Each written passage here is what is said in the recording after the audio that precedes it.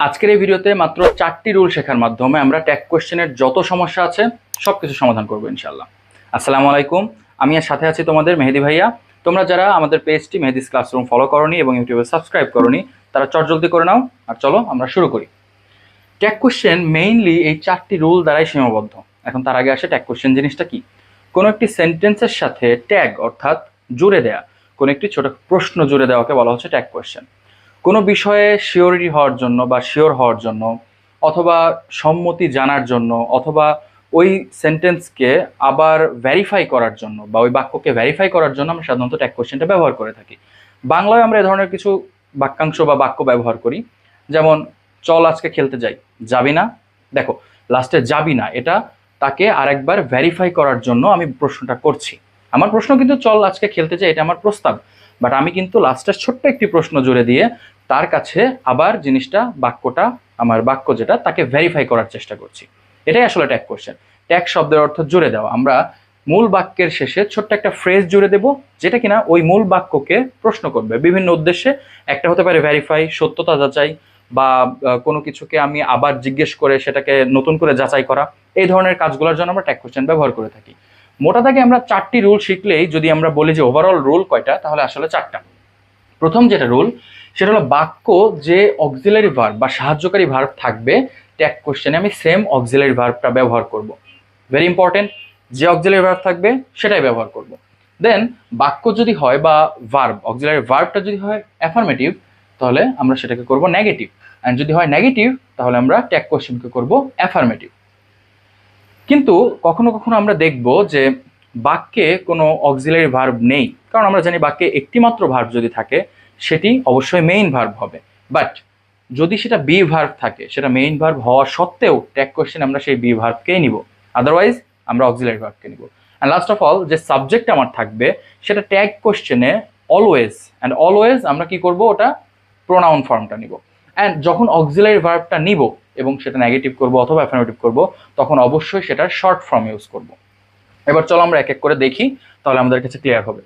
1 নম্বর sentence হিসেবে আমরা লিখতে পারি, ধরো it is a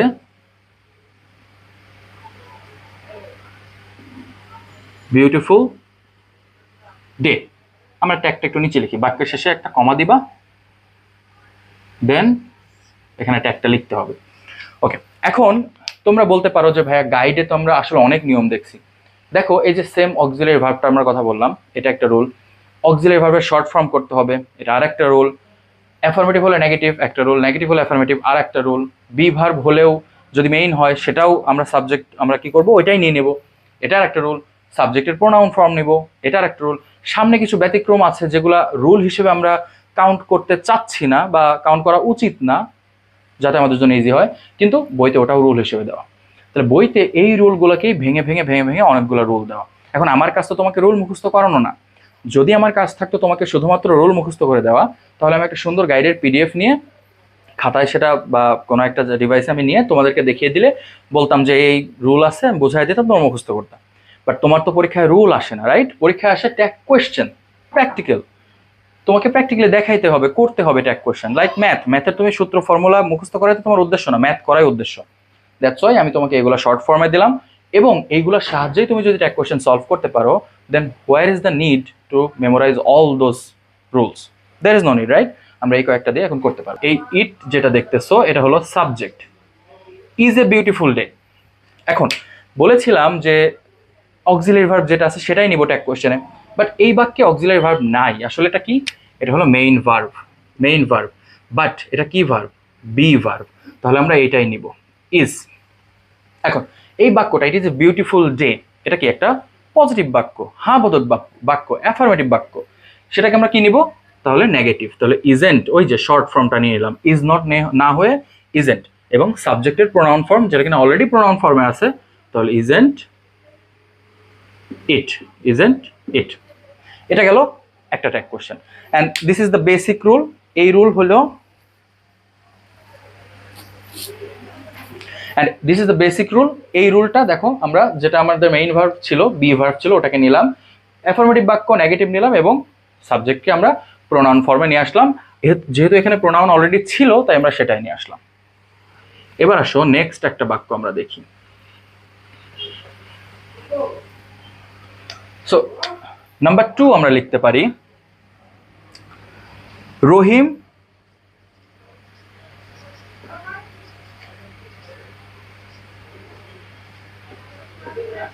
doesn't like shrimp. রহিম চিংড়ি মাছ পছন্দ করে না। ওকে, তাহলে আমরা মার্কিং করি এখানে কি কি দেয়া আছে, খেয়াল করি। এখানে আছে রহিম, এটা কিন্তু subject. Doesn't like shrimp, doesn't like. So এখানেও এটা যখন ডু বা ডাজ থাকবে তখন আমরা সেটা অক্সিলারি ভার্ব, যেহেতু এখানে এটা অক্সিলারি ভার্ব, তাহলে এটাকে নিয়ে আসবো। এখন এটা কোন ধরনের সেন্টেন্স, অ্যাফার্মেটিভ নাকি নেগেটিভ? নেগেটিভ। তাহলে এখানে কি নিয়ে আসবো? ডাজ নিয়ে আসবো, ডাজ। এখন রহিমকে অর্থাৎ সাবজেক্টকে নিয়ে আসবো, বাট কোন ফর্মে আনবো? প্রোনাউন ফর্মে। তাহলে ডাজ হি, দ্যাটস ইট। তাহলে এটা আমরা যে রুল ফলো করলাম সেটা দেখো এর মধ্যেই রয়েছে। সো আমাদের কেন এক্সট্রা কিছু মুখস্থ করার প্রয়োজন পড়বে?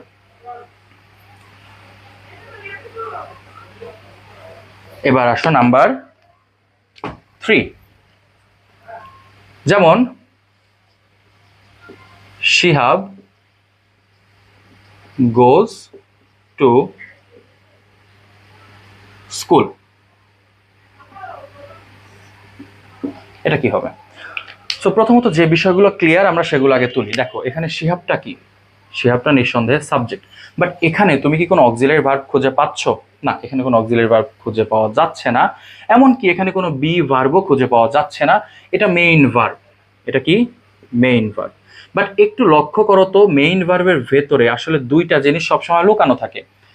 এখানে ইএস আছে, তার মানে এখানে লুকানো আছে আসলে ডাজ। যদি ইএস না থাকতো, এখানে থার্ড পারসন প্লুরাল নাম্বার থাকতো, জাস্ট নর্মাল একটা মেইন ভার্ব থাকতো, সেখানে লুকানো থাকতো আসলে ডু। তাহলে আমরা লুকাই তো সেই ভার্ব, অক্সিলারি ভার্বকে খুঁজে বের করব। এখানে সেটা কি? ডাজ। তাহলে এখানে ডাজ তুলে দাও। রহিম গোজ টু স্কুল, সে স্কুলে যায়, এটা একটা affirmative sentence, there is no negative sense into it. তাহলে ডাজেন্ট রহিম বা শিহাব, এখানে শিহাব স্কুলে যায়। সো শিহাব তো সাবজেক্ট, এটার প্রোনাউন ফর্ম কি হবে? হি। ডাজেন্ট হি, এটাই হলো অ্যান্সার।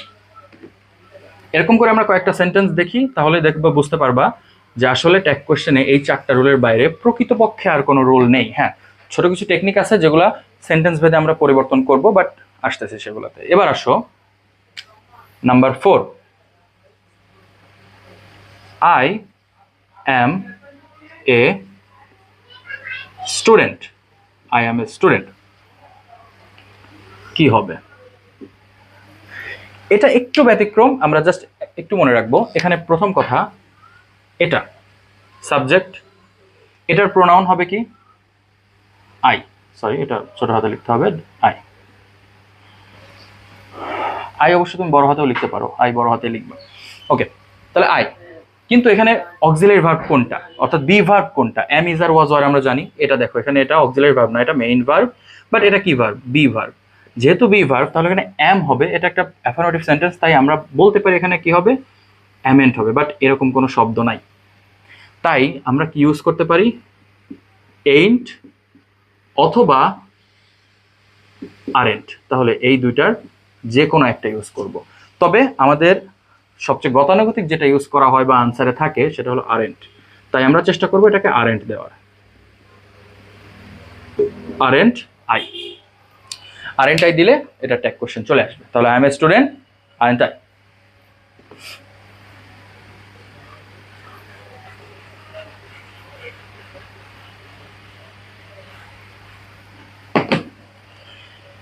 এবার নেক্সট একটা দেখো,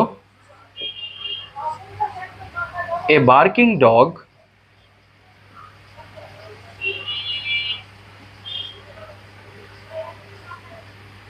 seldom bites. seldom এর পরিবর্তে হার্ডলি, ফিউ এরকম কিছু শব্দ থাকতে পারে। এখন প্রথমত এখানে যা যা আমরা চিনি সেটা আগে লিখি। এই যে ডগকে দেখতেছো, এটা নিঃসন্দেহে সাবজেক্ট। তাহলে আমাকে কি খুঁজতে হবে? আরেকটা জিনিস আছে অক্সিলারি ভার্ব। আমরা জানি ইএস যুক্ত থাকলে অক্সিলারি ভার্ব থাকে ডাজ, তাহলে এখানে ডাজ হবে, রাইট? এখন কথা হলো ডাজ হবে নাকি ডাজেন্ট হবে? আপাত দৃষ্টিতে আমরা কোনো নেগেটিভ সেন্স এই বাক্যে দেখতেছি না। A barking dog seldom bites, আমরা জানি নো বডি, নট, নাইদার, এই জিনিসগুলো থাকলে আমরা সাধারণত সেটাকে নেগেটিভ বলতে পারি, রাইট? বাট এখানে কোনো নেগেটিভ সেন্সের কোনো ওয়ার্ড নাই। বাট আমি বললাম না এখানে সেলডম, হার্ডলি, ফিউ এরকম কিছু ওয়ার্ড থাকতে পারে। এই সেলডম শব্দের অর্থ কদাচিৎ, অর্থাৎ কামড়ায় না বললেই চলে। পুরো বাক্যের অর্থ দাঁড়াচ্ছে একটি ঘেউ ঘেউ করা কুত্তা বা কুকুর কামড়ায় না বললেই চলে। কামড়ায় না, এই দেখো না, বাংলা অর্থে না চলে আসলো না। সো বেসিকলি এই সেন্টেন্সগুলো দেখতে অ্যাফার্মেটিভ হইলেও প্রকৃতপক্ষে তারা একটা নেগেটিভ সেন্স বা নেগেটিভ একটা মিনিং প্রকাশ করে। যেহেতু এটি একটি নেগেটিভ মিনিং বা নেগেটিভ সেন্স প্রকাশ করবে, তাই আমরা আনসারে লিখব ডাজ ইট, ডাজ ইট। ঠিক আছে, তোমাদের পরীক্ষায় কিন্তু মূল বাক্যটা থাকবে এবং একটা গ্যাপ থাকবে। তোমরা পরীক্ষায় লেখার সময় শুধুমাত্র গ্যাপটা তুলে লিখলেই চলবে, বাক্য লেখার কোনো প্রয়োজন নাই।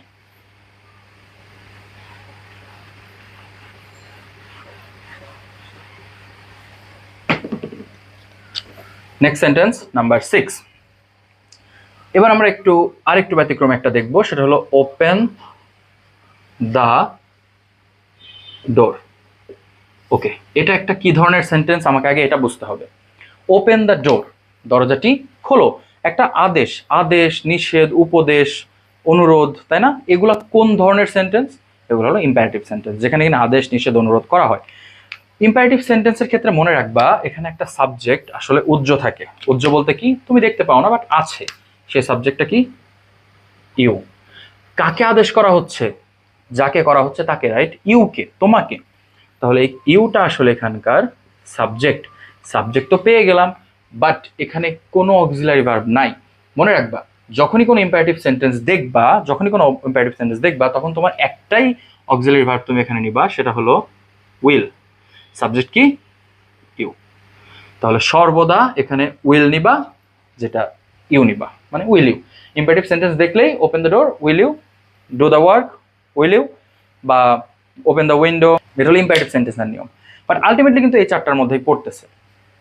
বাট এটা একটু ব্যতিক্রম, একটু টেকনিকটা মনে রাখবা যে ইম্পারেটিভ সেন্টেন্সের ক্ষেত্রে অক্সিলারি ভার্ব হিসেবে তুমি উইল নিবা এবং এখানে একটা উজ্জ ভার্ব সাবজেক্ট থাকে, সেটা হলো ইউ, সেটা ইউজ করবা।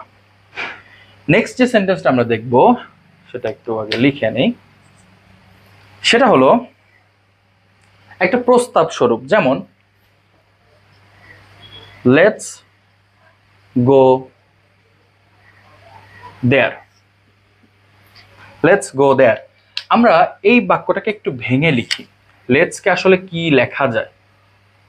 লেট আস, দুইটা উপায় থাকতে পারে। লেট আস গো দেয়ার, চলো আমরা ওখানে যাই।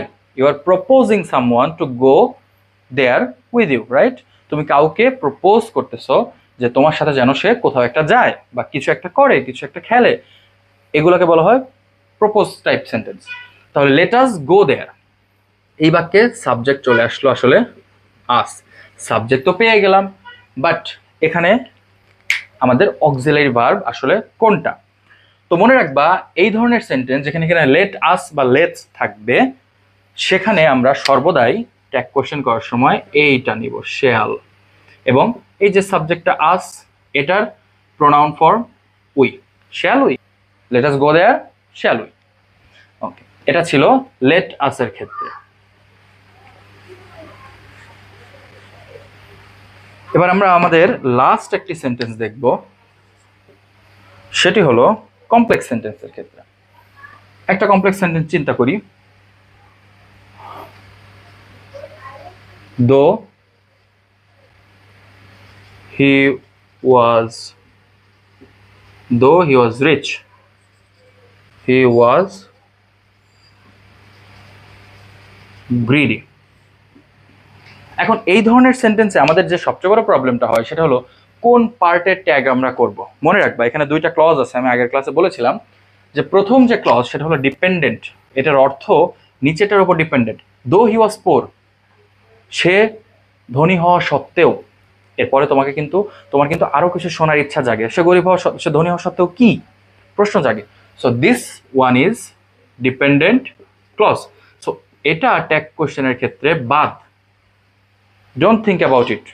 While doing tag question, do not think about the dependent clause. Okay? তাহলে কাকে নিয়ে ভাববো? এই ইন্ডিপেন্ডেন্ট ক্লজ নিয়ে। এখন এটাকে দেখো, এটা তুমি অলরেডি করে আসছো, সেটা কি? এটা হলো সাবজেক্ট, এটা হলো বি ভার্ব, যদিও মেইন ভার্ব বাট এটা কি বি ভার্ব।